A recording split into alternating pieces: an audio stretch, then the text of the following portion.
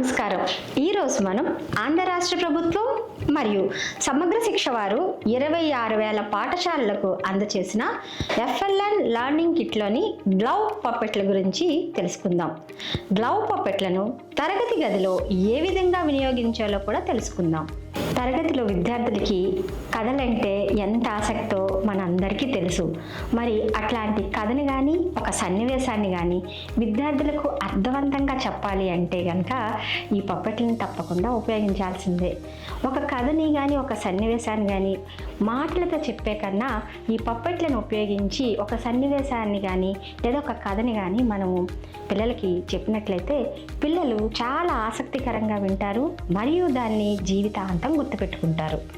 ఇప్పుడు మనం ఒక ఏనుగు పాత్రను ఒక కోతి పాత్రను తీసుకొని ఒక సన్నివేశాన్ని క్రియేట్ చేద్దాం. సరేనా?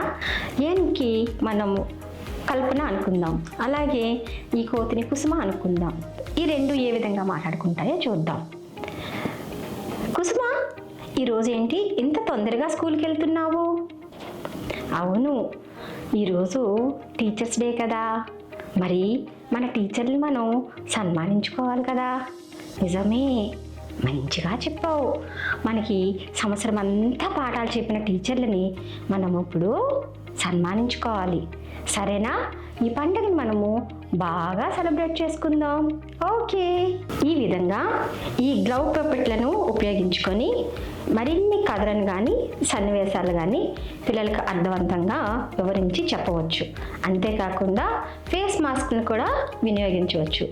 మరింకా ఆసక్తి ఉంటే మనమే తరగతి గదిలో మరిన్ని గ్లవ్ పప్పెట్లను కూడా తయారు చేసుకొని వినియోగించవచ్చు.